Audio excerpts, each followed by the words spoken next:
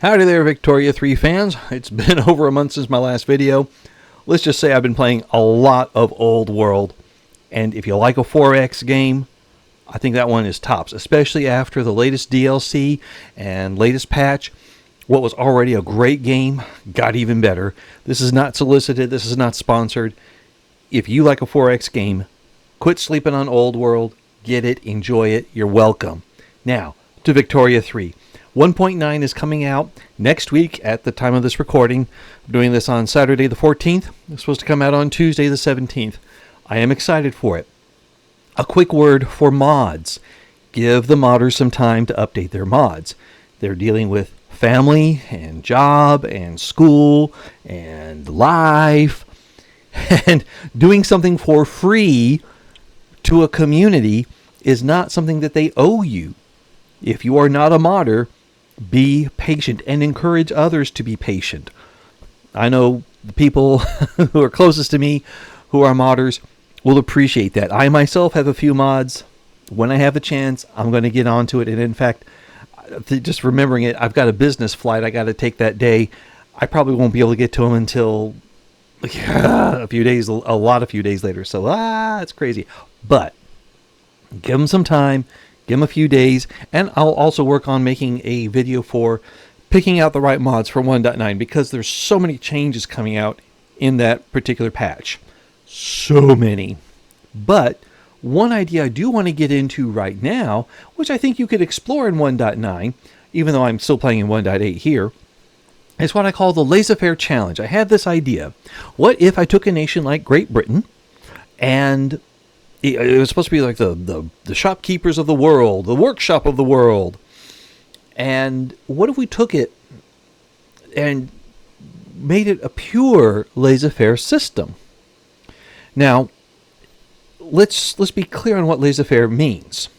Laissez-faire is an economic idea that emerged in France, hence the French name, that the government should not be involved in economic activity. It's pretty much the same. Now, it should be involved in terms of enforcing contracts and making sure the property rights stand, normal prevention of theft, things like that. But it should not be trying to regulate aspects of the economy. It should not put in price controls. It should not set restrictions on what corporations or individuals can and cannot do. It should just let the market decide. Now, admittedly, this let the market decide is a bit of a veil for God, in that the Newtonian universe was something where Newton explained all these laws on which natural bodies worked, but the interpretation was, but who put it in motion? Who is the prime mover? That would be God. Whether he's actively working with things or step back and just letting it play out on its own, whichever way, the Newtonian set of physics described the way God works in the eyes of those who wanted to be religious. And laissez-faire economics was essentially a follow-up to that, where they're trying to explain the phenomena of the world mathematically or with propositions, with logic, and this idea that the markets run with an invisible hand. Adam Smith coined that term, invisible hand. Who owns the invisible hand? Well, it's God. But, hey, shh.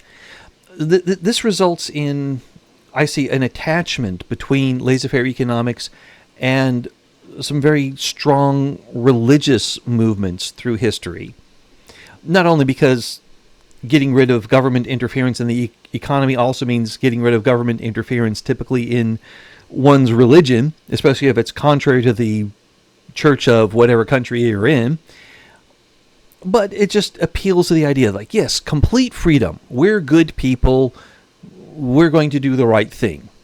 And it completely rules out the idea that what really transpires is those who make things cheap and nasty with unethical business arrangements and working conditions tend to be the richest.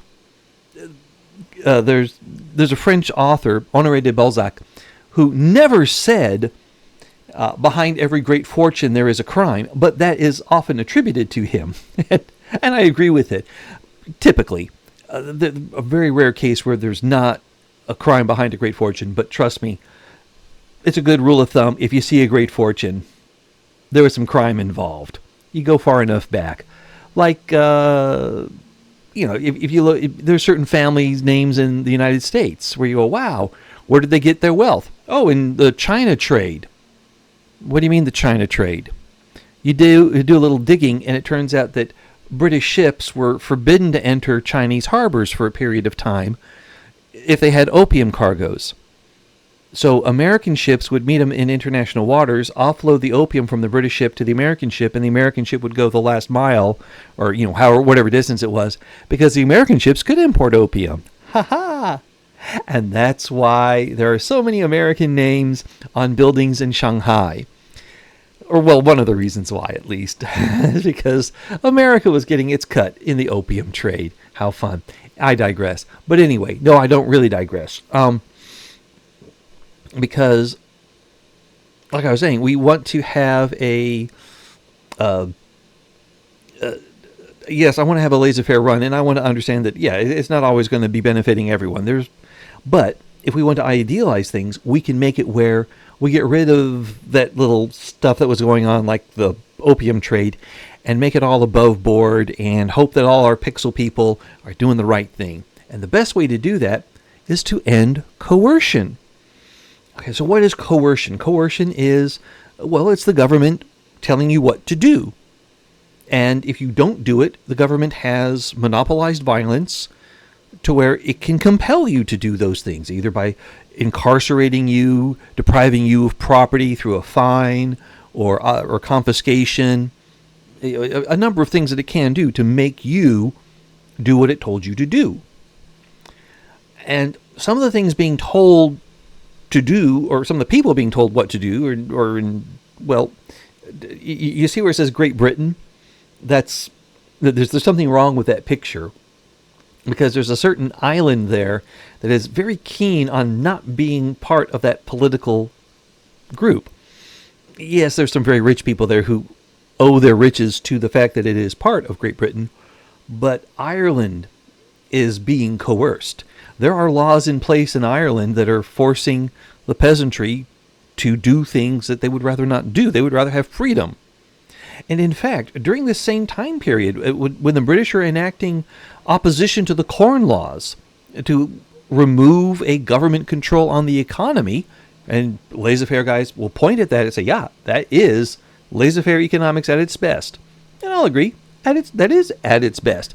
It's getting rid of something that's a nonsense requirement. And let me be perfectly clear, there are plenty of nonsense requirements that deserve to be yanked out of the legal system. There are certain things that you can do, like with hair care, where you're required to be licensed to do certain things, even if it doesn't involve chemicals or something that we would normally think you would need a license because there's some danger involved. Just braiding hair can require a license in order to do it, as you have to be a licensed hair braider. But why? There's no danger in it. You're just taking hair and tying it in decorative knots. It's a craft. Just the same way as, if my kids are going to draw pictures with crayons, I don't demand that they have a license to use the crayons. That would be bad for everybody, not just the economy. So I agree. There are things like that. And there are situations where I know of one example that I like to bring up is where there was an auto care shop. This was in Phoenix, Arizona. It actually happened. An auto parts shop.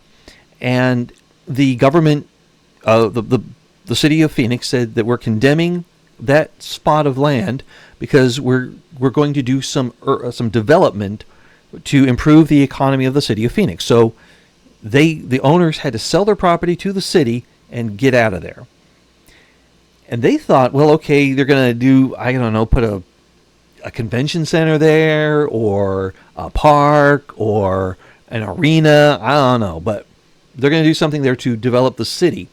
And instead what happened, the city council turned around and sold the land to a national auto parts chain, which built its store right on top of where the local auto parts store was. They sell the same parts at higher prices. And they said, okay, now that government involvement, that was wrong. And I totally agree. That should not have been done. That's corruption. And there's plenty of that going on. And I want to see that end. But I also want to see an end to things that are done not with businesses, but with people. Because at the same time that the corn laws are going away in England, liberalizing things in the economy, there are coercions happening in the form of the poor laws, where poverty is being criminalized to some degree, or institutionalized, semi-criminalized, we could say. You have all these soldiers returning from the Napoleonic Wars. People are being kicked off of their lands by the enclosure movement, and they go to the cities. They have no jobs. Well, what do we do with them? View them as failures and put them in the workhouses. If they're able-bodied, they must work for their food, and it has to be in such horrible conditions that they would gladly go somewhere else. This led to what were called the workshop abuses, and led to lots of people reporting on it and saying, describing the horrors in there and how awful things were. So this is not a good time to be promoting the laissez-faire movement in England as a sign, something we should all follow after, because the same people that wanted the corn laws also wanted the poorhouse laws. And they wanted laissez-faire when it benefited them, and they wanted government coercion when it benefited them. They basically were out for number one, and they would use whatever language they needed to promote it.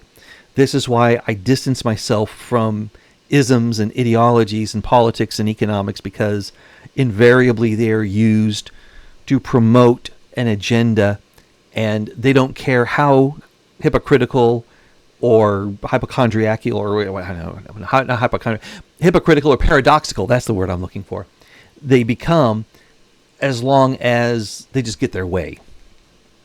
So, if you want to play a true laissez-faire run, you've got to get rid of that coercion. I mentioned Ireland wants to break away. Okay, so let's do that. We go to diplomacy, and we go to countries, because it is not yet a country. It's not a subject, it's a country. Oops, sorry, release subject, I meant that. And we click on Ireland. They do not want to be released as a subject country. They want to be fully independent. Hit release. And you're right now saying, oh, that is so unhistoric. Yes, it is. Because this entire time period is from 1836 to 1936. It's a century where European nations, along with the United States, and along with Japan, eventually, went out and built empires and beat people up and murdered and stole and destroyed and enslaved. They just didn't call it slavery, but it was pretty much, for all intents and purposes, enslaved the rest of the world, with debt, with forced labor practices, with all kinds of horrible things. And this is not laissez-faire.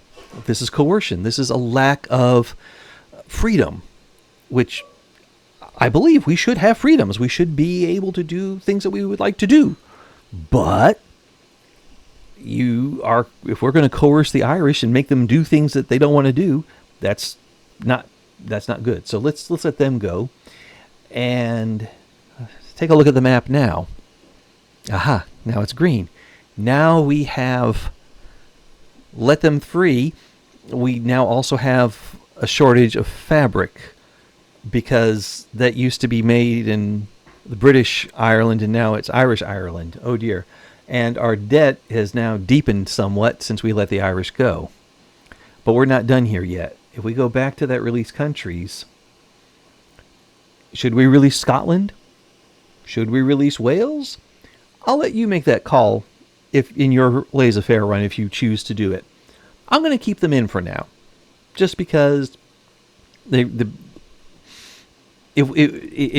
we let them vote on it, even today when everybody has the right to vote, independence measures don't go all the way. So let's just say, for the sake of argument, that they'll stay British.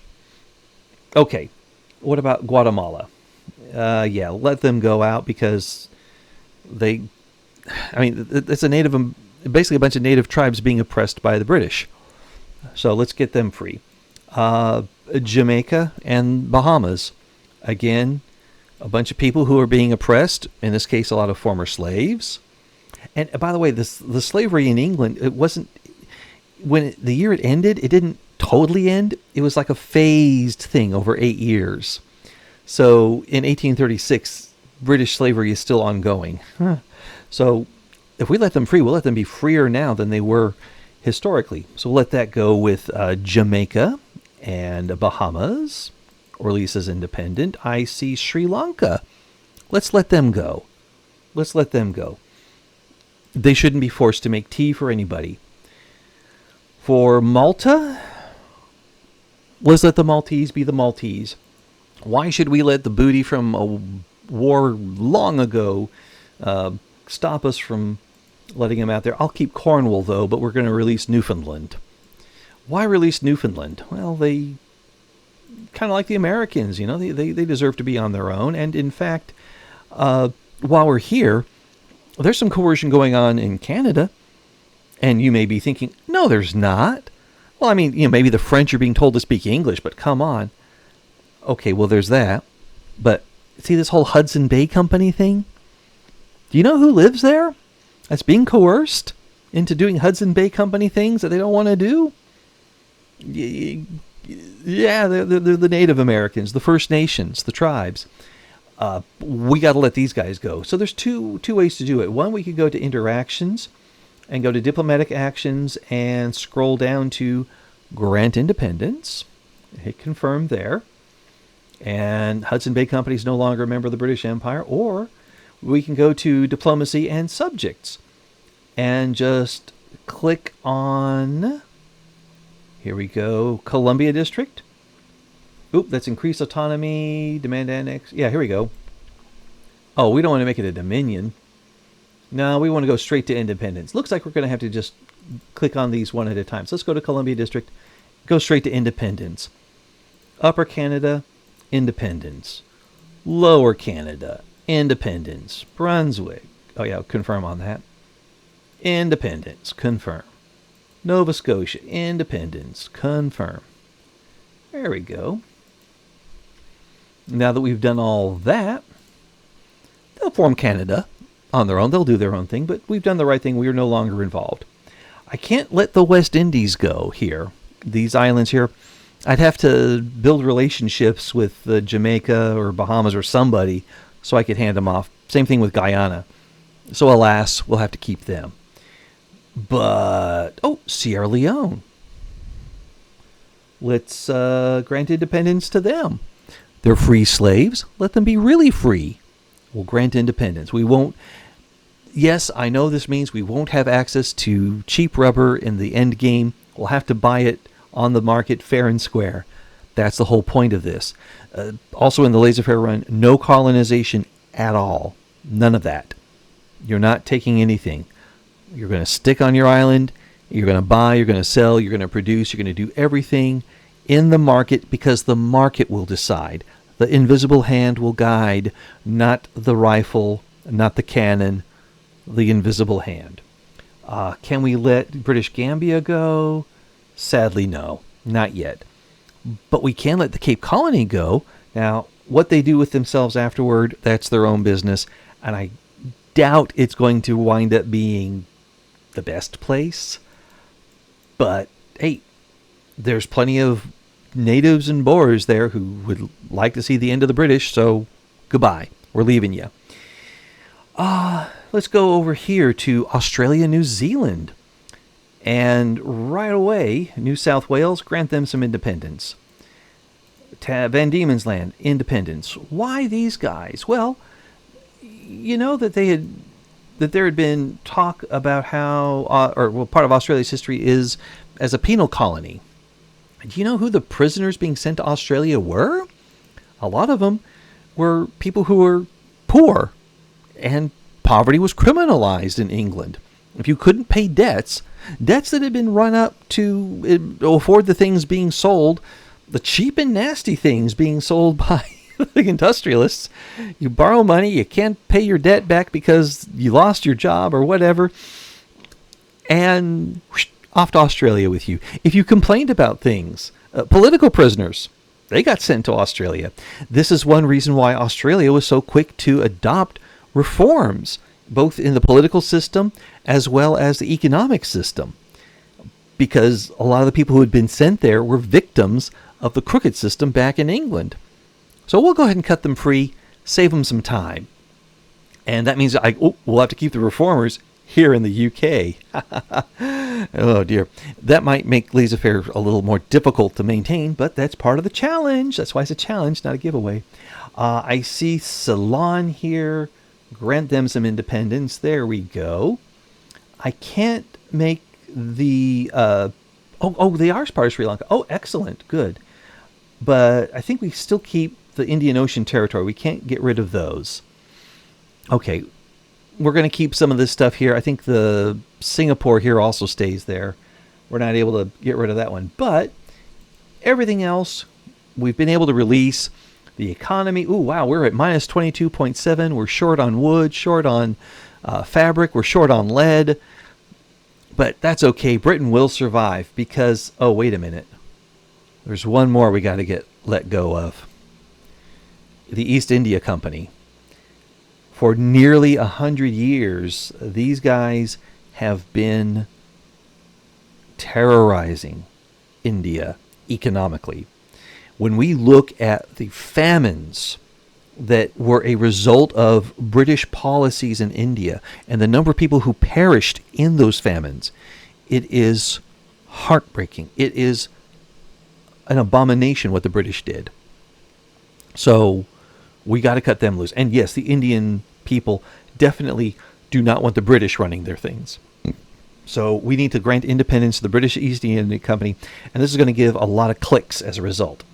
We hit confirm, and boom, boom, boom, boom, boom, boom, boom, boom, boom, boom, boom. All these things are leaving, and now we have a shortage of tea and liquor and a bunch of other things. But that's okay. Britain is going to make its own way through free and fair trade, right? We should probably change our power block from Sovereign Empire now to an actual trade one. I can do that with one of the mods I've got here. Switch identity to Trade League. So let's do that. But well, I'll come back to that later. Because that will be later. So now we take a look at Canada, and none of that's British. And we take a look at nope, none of that's British. Gambia, we still own a little sliver, but we're not going to build on that colony. We've got this bit of Accra here. Let's try to sell it off to the highest bidder. No need to keep that. Let's take a look at Australia. Ooh, okay, that's a patchwork there, but British not involved anymore. And India. Yeah, as soon as we unpause, these colors are going to change. But we don't have to deal with it because we are no longer coercing those people. Now, this also means our economy is definitely in a wreck. So the way to fix that real quick is a simple way to do it. We disband the Navy and Army forces that are no longer needed to support that far-flung empire, because it's no longer a far-flung empire. It's not even flung, I don't think. It's just, or far. North America and West Indies. Nope, we don't have anybody over there. Let's get rid of that. And we can see just by disbanding everything but the Plymouth and Portsmouth station, we're actually in positive territory again. We got the budget up by 22K per week. But there's more. Army of the Mediterranean. We're not in the Mediterranean anymore. Well, we've got they're based in Malta. They're not going to be there. And actually, we should really give Gibraltar back to the Spanish. We should. Can we? Do we have enough good terms with Spain? Can we just hand it back? No. Yeah, we got to make better friends with Spanish. Okay, well, that'll come later. Oh, Army of India. We don't need that anymore because we don't have an India anymore. And let's get rid of all the little bits. There we go. Get rid of that. Next, Army of the West Indies. Don't have West Indies, really. We're going to get rid of those eventually. So they're out. And now we just have 32 battalions in the home army. And look at our finance. Once you get rid of the military-industrial complex, you get rid of a huge chunk of government involvement in the economy. And that's Laissez-Faire. or laissez-faire, whatever you want to call it. But that is part of the challenge. So get rid of the military forces, no conquering, get rid of the colonies, get rid of the dominions, get rid of everything, let it be on its own, no coercion, and hit unpause and see if you can run the market there. You'll want to have the industrialists get more power because they're going to help you pass the laissez-faire laws that you want to see happen in your laissez-faire challenge. So get the economists powerful. You do that by reducing the power of the landowners. If we take a look at the interest groups here, right now the industrialists don't even show up here, but the landed gentry are powerful, along with the Anglican Church. But petite bourgeoisie, they're going to be on your side. They're in the Whig Party, and so are the intelligentsia. Boost them a little bit. They'll, along with the industrialists, once they're boosted, they will work with you in getting the liberal laws to remove government restriction on the economy that you want to see happen in your laissez-faire challenge. And I wish you the best with it. If you're worried about other nations attacking you, well, you're laissez-faire. Negotiate with them, trade with them, get it to where they wouldn't think of attacking you because of the disruption that would happen to their economy. And if you think you need to build a bigger army, then maybe you need to rethink laissez-faire and how it is to be practiced. Is it a complete philosophy or is it a partial one? And if it is a partial one, what are the parts where it works? What are the parts where it doesn't work? I am not completely rejecting it myself. I am just recognizing the limits of it. And I hope you do too. I hope this gets you to think. I hope you like, comment, and subscribe. And as always in parting, I wish you love, peace, and soul.